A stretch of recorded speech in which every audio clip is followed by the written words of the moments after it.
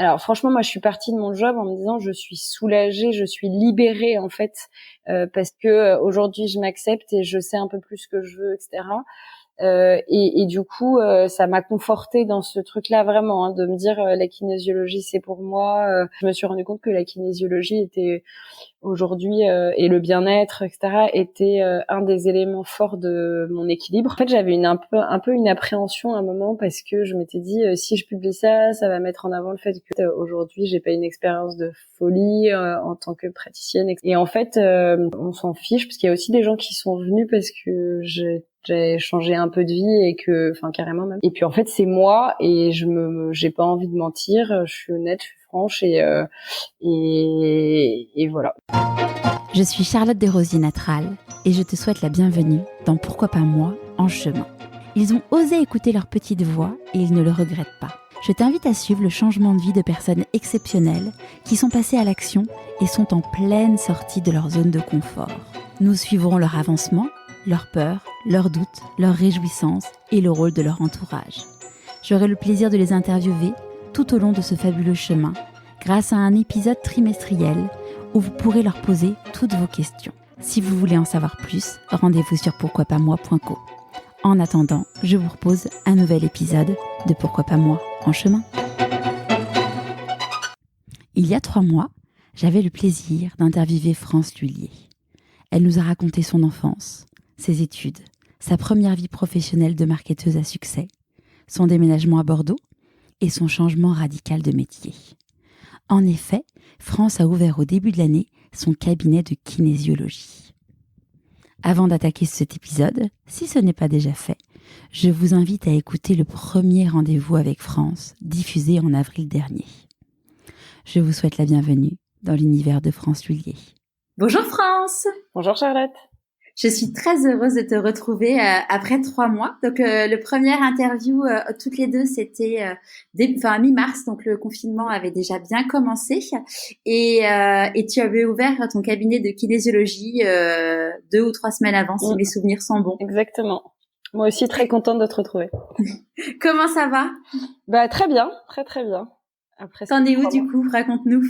J'en suis où? En fait, donc j'ai repris le cabinet à partir de mi-mai à peu près. Je l'ai rouvert après avec une organisation pour le moins compliquée avec la gestion des enfants, etc. Mais j'ai quand même pu rouvrir. Et puis avec dans toutes les conditions sanitaires, il y avait quand même eu assez de communication là-dessus pour ce soit gérable. Et puis au début, j'ai ouvert un peu doucement, me demandant un peu comment. J'allais réussir à avoir des patients, si les gens allaient être disponibles et disposés à travailler sur eux et à prendre rendez-vous. Et puis en fait là aujourd'hui, donc ça fait on est le 10 juillet et je suis hyper contente parce que j'ai pas mal pratiqué entre le mois de mai et aujourd'hui. J'ai pas mal de patients qui sont venus me voir et je suis toujours très heureuse dans cette position de thérapeute que du coup j'ai pu confirmer un peu. Ouais, ça allait être ma question. Du coup, est-ce que déjà, avant de maintenant où tu as pu repratiquer, est-ce que pendant la période donc qui a été quand même une période très très particulière où finalement être à son compte était quand même la solution la moins facile financièrement et est-ce qu'il y a eu des moments où du coup tu as eu des doutes? Absolument aucun pour le coup. Même si je te confirme, la période, on va dire, était pas la meilleure. En fait, c'est pas forcément que la partie financière qui m'a stressée parce que finalement j'avais prévu en fait le coût de pas forcément pouvoir payer mon loyer grâce aux consultations dès le début. J'avais prévu que l'été arriverait relativement rapidement aussi après le lancement et que je voulais me permettre de prendre quand même des vacances. Donc voilà, financièrement les propriétaires du local aussi ont été super parce que spontanément ils ont offert la moitié du loyer à tous les locataires du centre, voilà. Donc en fait au final j'ai payé 1 mois sur 2. Donc au final, c'est vraiment très chouette. Donc ça, cette partie financière, on va dire pendant le confinement en lui-même, ça n'a pas été mon stress. Ce j'ai trouvé plus désagréable finalement, c'était de gérer la frustration d'avoir lancé, d'avoir aussi commencé à initier, à avoir initié des projets et puis pouf, tu vois, ça s'arrête. Et comme je pratique avec l'humain, je peux pas faire à distance, donc j'avais pas trop le choix. En même temps, et donc c'était ça, c'était plus. Je me suis rendu compte, mais je trouve qu'en fait finalement ça reste à côté quelque chose de positif, mais je me suis rendu compte que la kinésiologie était aujourd'hui et le bien-être, etc., était un des éléments forts de mon équilibre et de mon harmonie. Et du coup, ça a été difficile parce qu'en fait, ma nouvelle harmonie n'était plus là. Et je pouvais pas pratiquer. Donc, cette partie-là était un peu impossible, mais j'ai trouvé un autre moyen. C'est-à-dire, j'ai lu des bouquins de kinésiologie. J'ai repris mes protocoles pour améliorer encore mes supports. J'ai travaillé sur un flyer aussi. Je me suis dit que tant qu'à faire de pas pouvoir travailler, il fallait que je l'utilise pour préparer au mieux le retour. Donc j'ai travaillé vachement sur un flyer en demandant pas mal l'avis à d'autres, des personnes autour de moi, leurs conseils, etc. Et je suis arrivée à une version aboutie qui a plu à tout le monde et qui aujourd'hui parle bien. Enfin, en tout cas, j'en ai des bons retours. Donc voilà, j'ai plutôt utilisé ce temps pour ça. Après, ça a été plus le deuxième mois parce que le premier a été quand même un peu compliqué en termes de gestion, de prise du nouveau rythme avec les 3 enfants à gérer, mon mari qui bossait, qui au début avait pas du tout un rythme stable non plus. Donc en fait, il arrivait de temps en temps à 11h30 du matin en me disant bon ça y est, je te libère. Bah ouais, une demi-heure parce qu'en fait à midi les enfants déjeunent, donc ça va être compliqué de faire quelque chose en une demi-heure. Et voilà, donc il y a eu cette période et je lui en veux pas du tout parce que tu peux pas te mettre à la place de quelqu'un d'autre comme ça en 2 secondes. Donc il y a eu des petites on va dire un besoin d'échanger et de communiquer pour s'organiser. Et au final, une fois qu'on a réussi à le faire, le deuxième mois surtout, on s'est réparti les demi-journées et donc sur une journée, j'avais quasiment tout le temps une demi-journée pour moi entre guillemets, super. pour lire, pour travailler, pour écouter des podcasts, pour suivre aussi ton programme, voilà. Et voilà, et c'était devenu dans le nouvel équilibre de la famille. Et au final, du coup, ça a été entre guillemets un mal pour un bien parce que aussi je pense que mon mari a pris conscience de manière un peu forcée que mon boulot était pas forcément comme celui d'avant, c'est-à-dire en entreprise, je suis pas là, je pars le matin, je rentre le soir et compagnie. Mais au final peut-être un peu plus diffus, moins concret physiquement, et que dans cette période où je pouvais pas exercer, il fallait quand même que je travaille. Donc de temps en temps il arrivait dans la chambre, il me disait mais tu lis en fait? Bah ouais, je lis et je travaille en fait. Donc voilà, mais au final voilà. Ça, t'as pas culpabilisé parce que c'est non, très féminin? Non, justement, en fait, je pense que au début, j'ai repris mes petits travers de allez, je me lance, je me donne en fait, et je ne pense pas à moi. Donc au début, j'ai dit je peux pas travailler, alors c'est bon, je m'occupe des enfants. Puis au bout de 15 jours, franchement, j'avais un peu envie de péter un plomb, parce que je les aime très fort pour toujours, etc. Mais je suis ni maîtresse de CE1, ni de grande section, ni dame de crèche. Et les 3 en même temps, en fait, toute seule, c'était franchement très compliqué. Et surtout, j'avais pas l'impression de passer du temps positif finalement avec eux. Donc voilà, il y a eu un rééquilibrage, mais c'était de ma faute aussi. J'ai dit tout de suite je peux pas travailler, alors c'est moi qui m'en occupe, qui fait école. Et puis au final, on a rééquilibré parce que je me suis rendu compte que j'avais besoin de cet équilibre aussi, d'avoir du temps pour réfléchir sur le bien-être, approfondir mes connaissances, etc. Donc, je sais pas si je réponds hyper bien à ta question parce que si. Et dans ton entourage, il y a personne qui t'a dit mais tu vois, c'est une connerie, jamais t'aurais dû quitter ton job, salarié, ça t'aurait été plus confortable? Absolument pas. J'en ai pas le souvenir. Si quelqu'un l'a fait, en fait, je l'ai oublié parce qu'en fait, j'ai pas retenu. Et vraiment, ce que je voulais dire aussi, c'est que au contraire, en fait, j'étais quand même. Alors, franchement, moi, je suis partie de mon job en me disant, je suis soulagée, je suis libérée, en fait, parce que aujourd'hui, je m'accepte et je sais un peu plus ce que je veux, etc. Et du coup, ça m'a confortée dans ce truc-là vraiment, hein, de me dire la kinésiologie c'est pour moi, le bien-être, ce type de fonctionnement c'est pour moi. Ça m'a permis quand même de réfléchir aussi à des projets, d'en parler aussi avec mon mari, de tester des trucs aussi un peu sur mes enfants. Enfin, c'était voilà relativement sympa. Et au contraire, franchement, je me disais mais mon Dieu, si j'étais en télétravail à 100%, enfin en tout cas à 80%, parce que je travaillais déjà pas le mercredi, et que mon mari était aussi avec son rythme à lui et nos 3 enfants, mais franchement, enfin il y en a plein qui l'ont fait et je les admire, parce que je pense que la période se serait pas aussi bien passée finalement. Voilà. Et après, autre truc qui était chouette, c'était que on était dans la nature, parce qu'on était parti à la campagne, un peu comme vous, on a eu de la chance.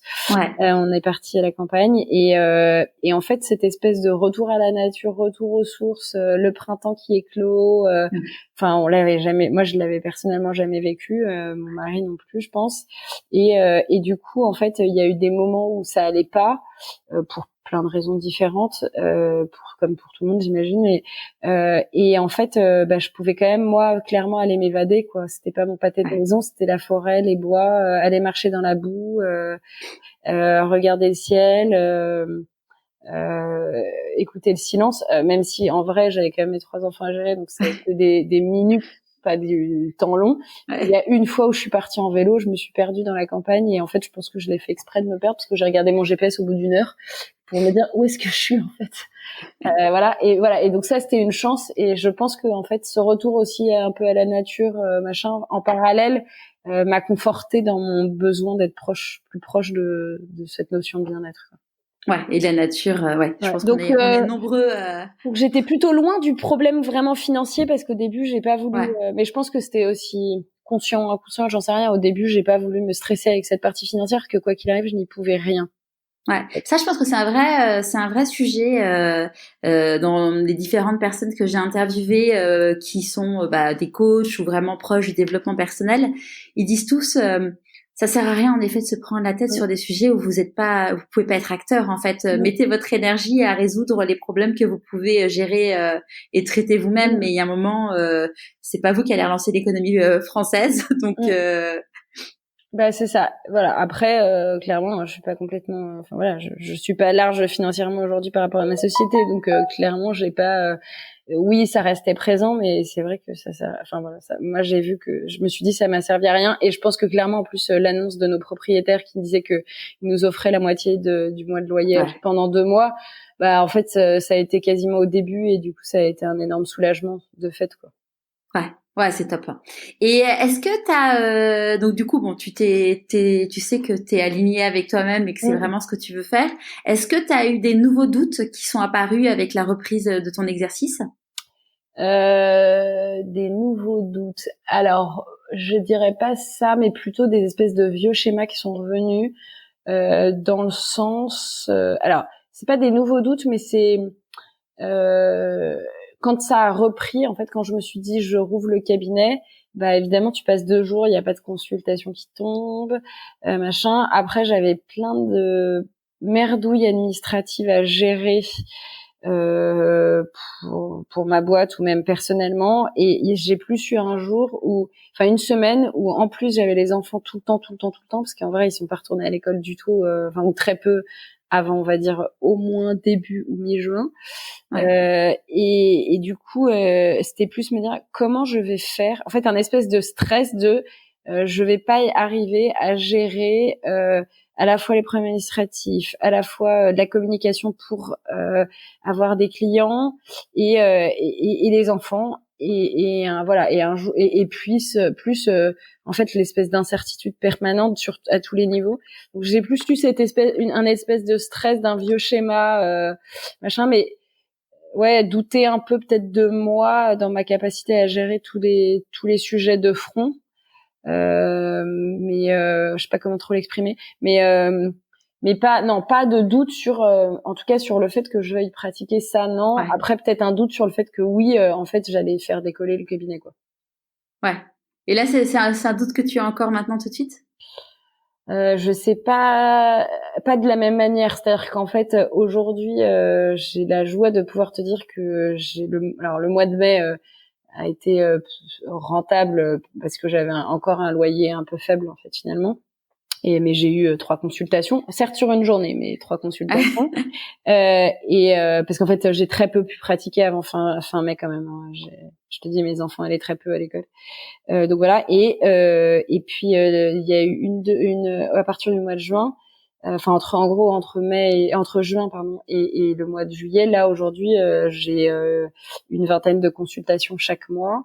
Même si là on est que mi-juillet, je sais que, enfin même pas, je sais que sur le mois de juin, je vais y arriver. Le juillet, je sais que je rentabilise le loyer, donc sur cette partie, on va dire financière, j'ai assez de consultations pour payer mon loyer, pour rentabiliser mon loyer et pour faire du bénéfice pour ma société depuis le mois de juin. Et au final, le mois de juin, c'était mon premier vrai mois depuis le début de toute cette aventure. Donc, j'ai pas le même stress de me dire il faut que je remplisse l'agenda. Enfin, comment je vais remplir l'agenda. Aujourd'hui, j'ai déjà trouvé des clés et je pense que celles-là, je les aurai toujours parce que voilà, les réseaux sociaux, enfin, je les ai intégrés. Du coup, c'est quoi tes clés pour justement faire venir du monde et il y a clairement le bouche à oreille. J'ai la chance d'avoir un bon réseau, soit d'amis, soit professionnels à Bordeaux, et du coup, c'est ce que j'estime être le bouche à oreille, on va dire réseau. Après, il y a beaucoup de groupes locaux en fait sur Facebook, type les petites bordelaises, etc. Enfin bref, il y a comme dans beaucoup de villes finalement, et des réseaux de proximité finalement et un peu d'entraide et je ne sais pas comment ça se fait. Je pense que les planètes s'alignent à nouveau, mais il y a pas mal de personnes qui ont posté des questionnements sur la kinésiologie, sur si on connaissait un praticien en kinésiologie. Du coup, j'ai répondu. J'ai des copines qui étaient venues me voir avant le confinement ou depuis pour leurs enfants ou pour elles-mêmes, etc., qui m'ont recommandé. Et du coup, j'ai déjà pas mal eu de consultations grâce à ça. Super. Ouais, c'est très chouette. Après, j'ai des gens qui m'ont trouvé sur Google. Peut-être que le premier épisode du podcast a aidé au référencement. Je crois quand même beaucoup aussi à l'énergie qui guide finalement les choix des gens aussi. Et du coup, voilà. Et en fait, je pense qu'il y a un peu de ça. Alors, le gros, c'est quand même, on va dire les réseaux plus les réseaux sociaux plus mon réseau pro perso. Mais aujourd'hui, ça me permet de rentabiliser mon loyer et de faire plus. Donc et puis j'ai des bons retours déjà de mes patients, donc ça c'est très très chouette. Après le doute c'est plus tu vois, la fin juillet je pars en vacances, je reprends fin août. Voilà, comment est-ce que ça va se réenclencher? Est-ce que ça va se réenclencher entre guillemets finalement aussi naturellement que là ça s'est fait une fois que j'ai réussi à rationaliser, on va dire, mon temps et mon énergie pour attirer les bonnes choses. Ou voilà, il y a ça, et puis après il y a plus les next steps, c'est-à-dire les autres projets d'envergure, on va dire, qui me permettront de passer encore des étapes supérieures. Mais aujourd'hui, ce serait quoi du coup ces types de projets? Aujourd'hui, je les vois pas comme des stress non plus parce que j'ai pas encore eu beaucoup l'occasion de les mettre en place. En fait, il y a 2 grosses problématiques qui m'intéressent énormément depuis quelques temps. Depuis, je pense que je suis un peu dans cette dynamique-là. Il y a les relations interpersonnelles dans une organisation, donc ce qui s'applique quand même très bien au monde de l'entreprise. C'est-à-dire, en gros, on parle beaucoup de burn-out à cause du management, etc., et de management qui n'est pas assez bienveillant.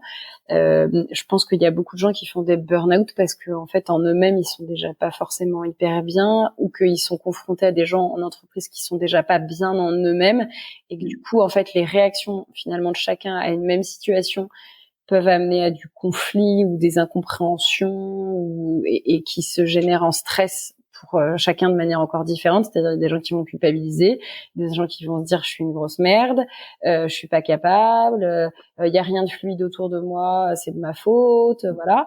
ou qui vont se sentir ultra agressés par les réactions des autres. Enfin bref, il y a des typologies de réactions et de comportements qui sont très différentes. Et je suis assez convaincue qu'en fait, si chacun allait mieux en lui-même, les relations aux autres seraient apaisées, parce qu'en fait, chacun se dirait bah oui, en fait oui, je suis bien à ma place, je vois beaucoup plus parce que finalement les gens voient vachement le négatif et très peu le positif. Et du coup, si chacun voit un peu plus le positif, bah je pense que la parole de l'autre sera retenue en positif, reçue en positif, ton ressenti sera complètement différent et du coup t'écouteras mieux, et donc en fait bah tu ressortiras quelque chose qui sera beaucoup plus positif également, même s'il y a toujours de l'argumentation, parce que je pense que c'est ça continue de nourrir tout le monde finalement, mais une argumentation qui sera beaucoup plus positive, et que tout n'est pas à cause du management non plus. Non, Donc, ça, voilà. je suis complètement d'accord avec toi. Et du coup, c'est quelque chose, moi, qui m'anime pas mal. Et donc, j'ai vraiment envie de travailler avec l'entreprise. Alors, je pense qu'aujourd'hui, c'est encore trop tôt pour que les entreprises ou les RH, tu vois, conseillent ou offrent des séances de kinésiologie à leurs employés. Enfin, je pense qu'on n'en est pas là. Et je pense qu'aujourd'hui, vu on va dire la mentalité française, je parle pas des RH mais même des salariés en eux-mêmes, je pense que ça pourrait être très mal perçu en fait si ça vient des RH. Ouais. Du coup moi j'ai plus envie d'aller vers les CE qui offrent finalement une panel de plein de produits ou de services aux salariés à des tarifs généralement préférentiels et souvent aussi, enfin, où ça peut être sur le lieu de l'entreprise. Et du coup, voilà, moi, j'ai envie de pouvoir consulter finalement en entreprise. Donc, Ouais. j'ai déjà un projet qui est positif parce que Cdiscount, le CE de Cdiscount me met dans son panel Super. d'offres, voilà, aux salariés. Ouais, c'était une super nouvelle du confinement. Donc ça, c'était chouette. Et puis un des projets sur lequel du coup j'ai continué à travailler pendant le confinement. Et voilà, aujourd'hui le siège n'est pas complètement rouvert, donc je suis pas. Ouais, de toute façon là, les entreprises en effet Voilà, présentielles. on verra plutôt en septembre. Mais en tout cas, j'ai eu un go, et en fait, il y avait déjà des ostéopathes qui venaient dans les locaux, Ouais. donc je vais faire la même chose. Donc ça, c'est super, et je pense que donc il y a ça, donc le dupliquer dans d'autres entreprises à Bordeaux. Après, il y a d'autres choses que j'aimerais bien faire, mais je vais pas forcément tout dire. Mais voilà, investir le monde de l'entreprise de différentes manières, et puis parce que ça peut être sous forme de conférences sur aussi les émotions, expliquer ce que c'est que le ressenti, le corps émotionnel. Enfin, je pense que rien que ça, finalement, ça peut permettre une petite prise de conscience et de se dire que individuellement, sans être hyper mal, on peut travailler sur soi pour améliorer le bien-être de soi et des autres. Donc ça, cette notion-là. Et puis après, j'ai envie de travailler aussi sur le monde de l'enfant, parce qu'aujourd'hui il y a pas mal d'enfants qui sont finalement pas forcément très compatibles avec le système, que ce soit le système scolaire ou l'exigence que les parents peuvent avoir, ou voilà, et qui font qu'en fait le développement, on va dire, de l'enfant au niveau neurosensoriel, émotionnel, etc., est pas forcément stable. Et il y a des choses en kinésiologie qui nous permettent de travailler en fait là-dessus, sur le fonctionnement des différentes zones du cerveau, pour qu'elles soient équilibrées, et donc que l'ancrage de l'enfant soit meilleur, les émotions passent mieux, etc., qui permettent de mieux se construire. Donc ça, c'est aussi des projets que j'ai envie de développer. Alors voilà, je suis en train de réfléchir à la liste entre guillemets de prescripteurs, de personnes que je peux aller voir, parce que c'est pareil, tu peux pas demander à une directrice d'école de forcément te recommander, mais expliquer en fait j'ai un peu envie via ça d'expliquer ce que c'est que la kinésiologie pour montrer quels sont les bienfaits, et montrer qu'on peut aider en fait les enfants. Que souvent, ils vont voir des psys, ce qui est super, mais que par moment, en fait, le suivi d'un enfant, il est très compliqué. Il y a plusieurs intervenants autour, que ce soit de la psychomotricité, de l'orthophonie, de la psychiatrie, etc. On reste dans quelque chose qui est finalement assez médical, et que par moment, c'est intéressant de s'ouvrir. Je critique pas du tout parce que je pense que tout est extrêmement complémentaire. Mais voilà, je pense qu'on peut s'ouvrir à d'autres techniques. Ouais, il y a parfois ça bloque Exactement. et on comprend pas pas et aller chercher avec une autre, Voilà. en regardant la boule à facettes par un autre prisme, ça peut permettre d'éclairer la lumière, quoi. Exactement. Ah. Et du coup, voilà. Et donc, pour aussi compléter ça et être plus forte dans ce domaine-là, je vais me lancer dans une formation sur les réflexes archaïques à partir de l'année prochaine. Ça va durer 1 à 2 ans. Donc, ouais. À quel rythme, du coup? Un week-end. Enfin, c'est même plus qu'un week-end. C'est, j'ai pas encore tous les tenants et les aboutissants parce que tout n'est pas encore calé. Mais en gros, j'ai un premier stage de 4 jours en novembre. Et c'est possible que j'en ai encore un en janvier, en février. Et après, tout n'est pas calé, mais en gros, c'est à peu près tous les mois, 2 mois. Toutes les personnes que je connais qui ont mis un pied là-dedans, je pense à Sandy Boulanger que j'ai interviewée, qui est relaxologue, sexothérapeute, et elle me dit bon bah voilà, une fois que tu as commencé, tu te formes à plein de pratiques. Ça, comment il le vit ton mari? Parce que du coup, bah des week-ends, ça veut dire que c'est lui qui va devoir gérer les enfants. Il est là, tu vois, j'en ai reparlé hier parce que il le sait, enfin voilà, il le sait que ça m'intéresse et il savait que j'allais continuer à me former. En fait, je pense qu'aujourd'hui, on s'en est hyper bien sorti, alors que j'avais un boulot pas à temps plein, mais hyper prenant, plus cette formation qui a duré 1 année, plus un tout petit bébé, en fait, finalement, à ce moment-là. Et du coup, on s'était dit, on verra, bah là, on verra. Ouais. Non, et du coup, il est très content pour moi, il est très content que je sois heureuse, que ça se passe bien. Il est conscient que ça peut vachement aider les réflexes archaïques. Je pense que aussi, tu vois, mine de rien, pendant le confinement, le fait d'avoir vécu tout le temps ensemble, d'avoir pas mal échangé sur ce que c'est que la kinésiologie, il a écouté le podcast avec attention pendant 1 heure et demie. En fait, je sais pas, je dis pas que ça a changé sa vision de mon nouveau job parce qu'il était déjà hyper positif dessus. Mais voilà, j'en sais rien. En fait, je te dis ça, je sais pas, mais voilà. En tout cas, il réagit bien, y a pas de souci. Bon. On verra bien. Fidèle à lui-même. Voilà. Mais du coup, voilà, tu vois, ces projets-là, avec plein de sous-projets liés à tout ça. Donc c'est chouette. Et comment, du coup, ton entourage, il a réagi suite à la diffusion du podcast? J'ai eu que des bons retours. C'était chouette. J'ai osé dire, communiquer, dire vous pouvez l'écouter, tout ça. Enfin, je vous oblige pas, mais voilà. Ça m'a fait un peu bizarre comme au début, mais et j'ai eu que des super retours. J'ai eu des gens qui m'ont dit que visiblement dans mon ancien univers professionnel, il y a plusieurs personnes qui l'avaient écouté, même des gens, tu vois, qui sont parvenus vers moi pour me dire c'était intéressant, machin, etc. Mais visiblement, on en a parlé dans mon ancien univers professionnel. J'ai eu des super retours de mon ancien boss, dont j'avais quand même pas mal parlé pendant l'épisode. Mes parents aussi. Ma maman. Est-ce que tes parents, ils ont découvert, parce que je pense à ça parce que dans une des personnes que j'ai interviewées dans le chemin, sa maman lui a dit qu'elle avait découvert des choses sur elle. Je sais plus si ma maman m'a dit qu'elle avait découvert des choses sur moi, mais elle était heureuse d'écouter mon cheminement, même si on en avait déjà parlé, etc. Finalement, autrement que moi en face d'elle, je pense. Ouais. Enfin, en tout cas, j'ai eu des super retours de mes parents, de mon mari aussi. C'était chouette, super retour. Bon, bah, tant mieux. Est-ce que je conseille à fond ton podcast, pas du tout pour que les gens écoutent, pas pour que les gens m'écoutent, au contraire, mais parce que vraiment, je trouve que en fait, il y a quand je te dis des énergies guides, il y a plusieurs personnes qui viennent me voir et qui sont aussi un peu en réflexion, au positionnement dans la vie, etc., notamment professionnelle. Et du coup, je me sers de pourquoi pas moi en tant qu'outil à conseiller à mes. Ah bah t'es sympa. Non, mais parce que j'y crois et j'ai que des bons retours aussi des gens à qui je parle de pourquoi pas moi. Tu vois. Je vais te faire des affiches pour mettre dans ta salle d'attente. Pourquoi pas. Donc voilà.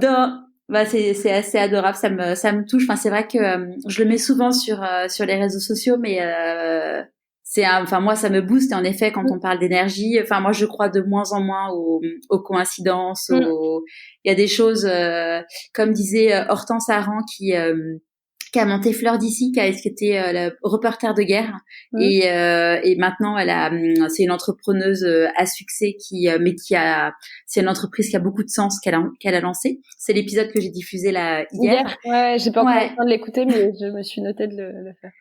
Et en fait, Hortense, elle dit, ouais, en fait, il y a de la chance, mais la chance, c'est de savoir, enfin, tu l'attrapes, la chance, à partir du moment où tu sais te mettre sous l'alignement de tes planètes, en fait. Ouais, complètement. Non, mais oui, on est acteur, enfin, clairement acteur de notre changement. Ouais. C'est notre révolution.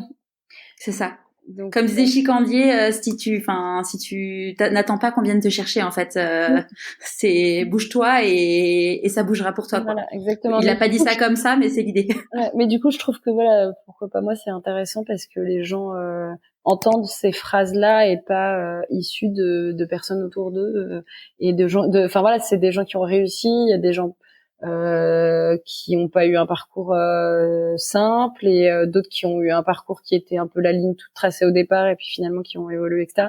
Et voilà, il y a tellement une diversité finalement des situations que. Voilà. Enfin bref. Puis on est tous humains. On est vraiment tous humains et. Dans les 3 derniers mois, quelle a été pour toi la plus grande difficulté que t'aies eu à traverser? Je sais pas. Je pense aussi, enfin, la gestion, c'est plus personnel vraiment que professionnel entre guillemets, mais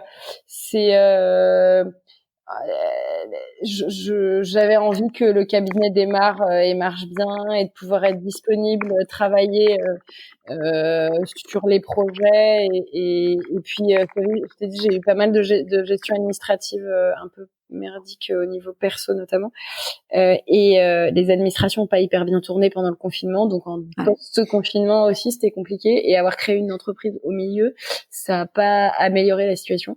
Donc voilà, donc c'était en vrai c'était d'être un élastique qu'on tordait, qu'on tirait dans tous les sens et du coup de rester aligné avec moi-même. Ça a été ma plus grosse difficulté parce que cette volonté de créer le cabinet et de le faire. En fait, je crois que c'est ça.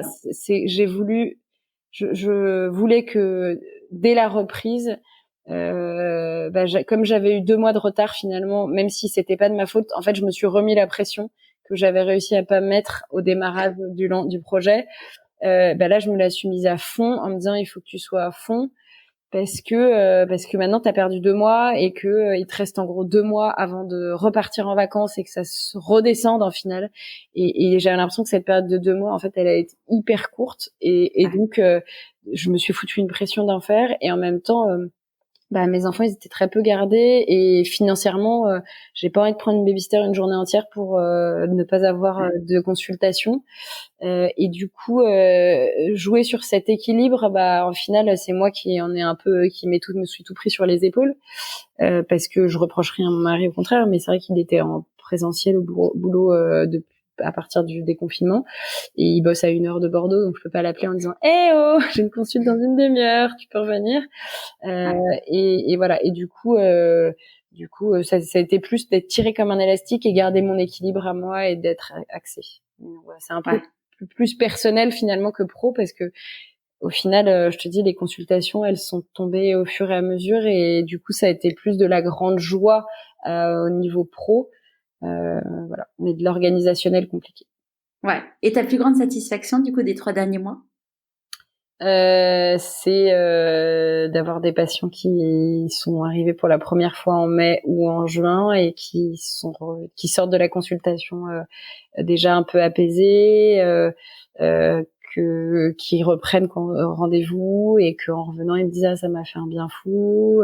Depuis il y a peut-être d'autres choses qui ont qui ont fait que ça a bloqué. Et puis de toute façon on ouvre une porte, on se dégage, on se libère et puis il y en a d'autres qui sont à ouvrir parce que le chemin il se fait pas en une consultation.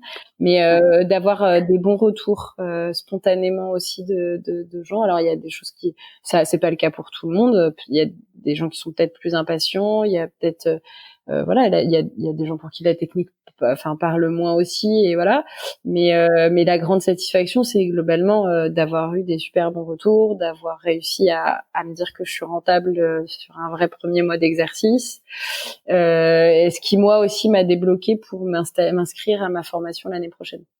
Ouais, Parce que génial. le bénéfice, je ne le prends pas pour moi, je le prends pour faire du fonds de roulement pour la société et puis me payer ma formation. Ouais, parce que là, de toute façon, à date, l'idée, c'est pas de te payer tout de suite. Ouais, T'as le chômage qui voilà, te... exactement. Et du coup, l'idée, c'est de payer ma formation, mon loyer, Ouais, et puis tout ce que j'aurai à débourser pour faire vivre mes projets de développement, quoi. ouais. Donc voilà. Mais donc oui, enfin super belle satisfaction et puis voilà, ouais, c'est chouette. Est-ce que tu as un nouveau conseil à donner aux personnes qui sont en train de changer ou qui n'osent pas encore se lancer?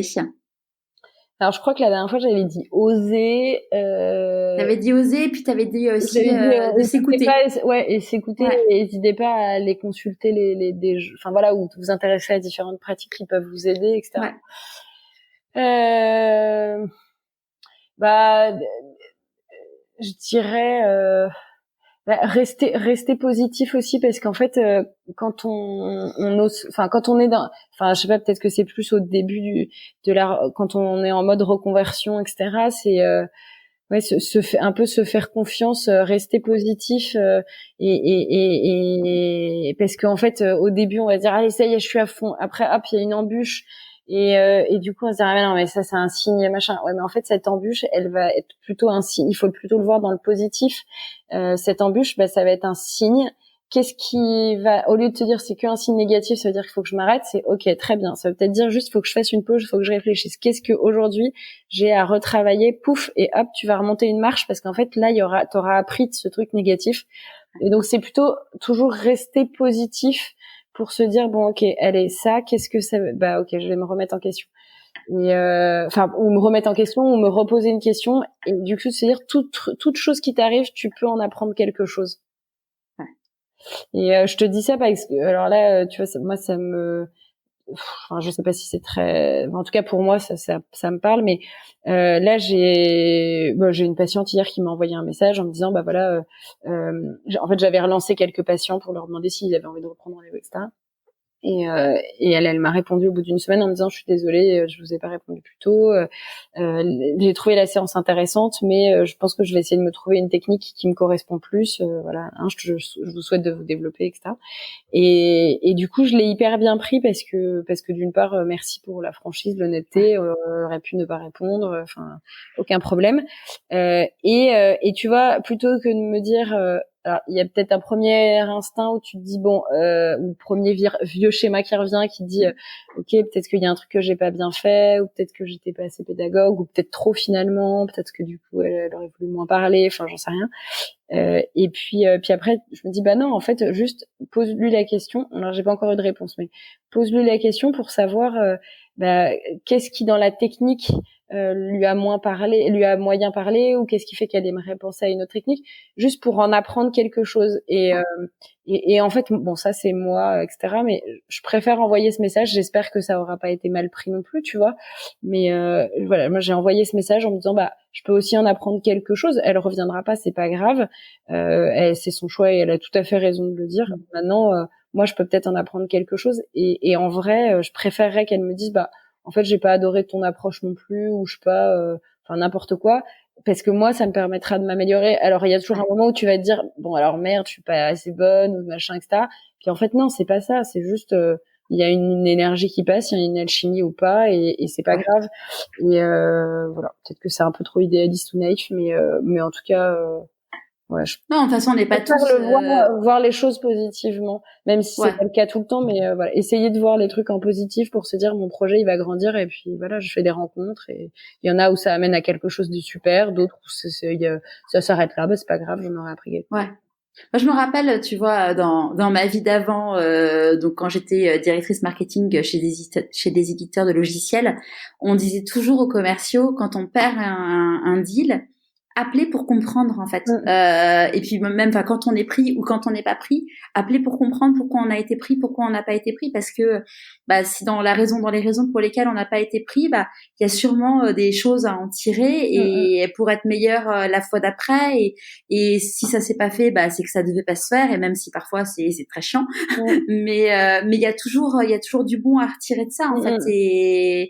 Et ça, il y a il y a jamais personne qui dira non mais en fait pourquoi tu me poses cette question en fait. Enfin et puis si la personne elle est comme ça, c'est que ça confirme qu'il fallait vraiment pas bosser ensemble. Ouais, voilà. Donc là, voilà, je me dis bon bah il faut voilà et puis il faut laisser le temps au temps, mais et voilà. Donc non, plus persévérer et se remettre en question, mais dans le bon sens, dans le sens je vais en apprendre quelque chose.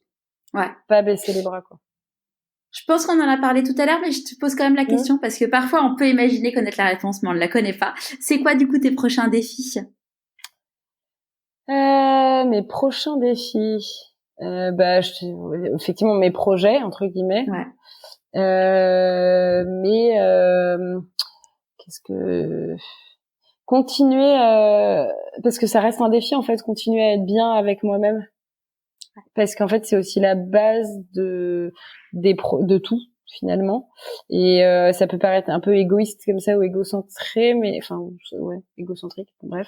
Mais c'est pas le cas, c'est plus continuer à réussir à penser à moi parce que finalement ces derniers mois, je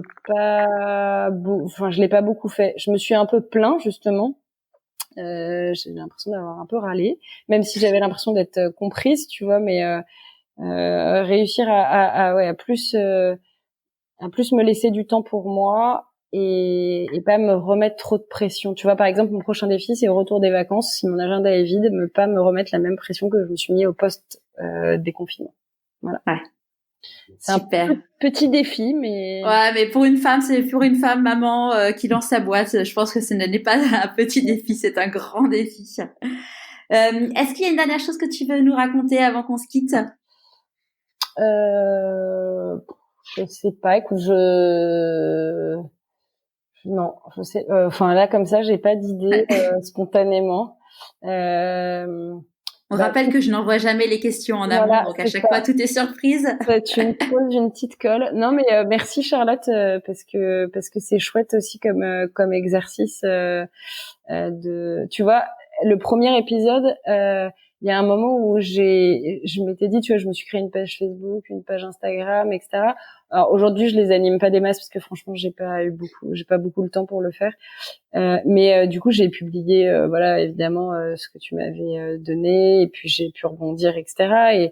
Et je pense que ça m'a clairement aidé aussi à avoir plusieurs personnes qui suivent mes pages et tout. Mais en fait, j'avais un peu une appréhension à un moment parce que je m'étais dit, si je publie ça, ça va mettre en avant le fait que, en fait, aujourd'hui, j'ai pas une expérience de folie en tant que praticienne, etc. Et en fait, non, on s'en fiche parce qu'il y a aussi des gens qui sont venus parce que j'ai changé un peu de vie et que, enfin carrément même, mais de vie et pro et qu'en fait ça les intéressait. Et puis en fait c'est moi et j'ai pas envie de mentir, je suis honnête, je suis franche et voilà. Donc merci parce que ça a été aussi un bon exercice pour moi finalement. C'est un bon exercice pour moi de faire ça et ça constitue un peu une autre partie du travail de mon chemin. Et non, c'est pas. Je voulais juste dire aussi que dans les trucs qui me sont arrivés positivement et au moment où justement j'ai réussi un peu à rationaliser, me dire, oh mollo, c'est pas grave si t'as pas de consultation. Pour l'instant, on fait en sorte d'en avoir, certes, mais voilà. Et c'était mon mari qui m'avait bien aidé quand même à rationaliser en me disant, écoute, tes problèmes administratifs, t'as peut-être envie de les gérer très rapidement parce qu'en fait, il faut que tu t'en débarrasses. Mais en vrai, ce qui va te faire vivre aujourd'hui, ce qui va te redonner le moral, c'est pas de gérer tes problèmes administratifs, c'est d'avoir des patients. Donc, concentre-toi là-dessus. Et bref, et au moment où j'avais l'impression que rien n'arrivait, et ben j'ai été contactée par une boîte qui s'appelle Trouver un thérapeute pour être référencée sur leur site en tant que thérapeute à Bordeaux. Et pour cela, en gros, ils proposaient un bilan de compétences pendant 3 jours qui a eu lieu du coup la semaine dernière. Et en fait, c'était génial parce que c'est un peu comme ce que je viens de te dire là. Ce bilan de compétences, après m'être déjà posé toutes ces questions finalement et avoir fait le choix de m'installer, etc. En fait, moi, ça a été un travail. Il y avait d'autres thérapeutes, donc c'était intéressant aussi de découvrir d'autres types de pratiques. Mais c'était bien aussi pour ancrer ma confiance dans mon projet. J'ai oublié de le dire avant. Et du coup, voilà, c'était un bon petit signe de la vie, bien sympa. Et je trouve que entre voilà, participer à ton podcast et ça, moi, ça m'aide aussi. Donc voilà, je sais pas si ça plaira si, aux c'est super. auditeurs. J'en suis ravie. J'en suis ravie. Est-ce qu'il y a la dernière question, c'est à qui as-tu envie de dire merci et pourquoi? Donc à l'époque, tu nous avais parlé de ton mari en premier. Je te laisse le micro. Et ben merci à toutes les personnes qui sont venues me voir aussi dès le début, qui m'aident finalement à faire vivre aussi un peu mon projet, les gens sur lesquels je peux m'appuyer, que ce soit voilà. Et merci. Bah je te dis merci à toi en fait, hein, parce Avec plaisir. C'est chouette. Non mais c'est chouette. Et puis merci à la vie finalement, parce que effectivement c'est ça aussi qui enfin ouais, je sais pas, merci à la vie. Et puis voilà, je pourrais remercier plein de personnes, je pense que... c'est comme à l'école des fans. Ouais. Merci beaucoup France, et donc du coup on se reparle dans 3 mois. Carrément, merci beaucoup, et bon courage à tout le monde, bonne écoute. Voilà. Merci Charlotte, bye bye. Merci. J'espère que ce 2e rendez-vous avec France vous aura plu. Envie vous aussi de poser vos questions pour le 3e rendez-vous? Rendez-vous sur pourquoipasmoi.co ou envoyez-moi un email à charlotte@pourquoipasmoi.co. Je vous dis à jeudi prochain pour un nouvel épisode de Pourquoi pas moi.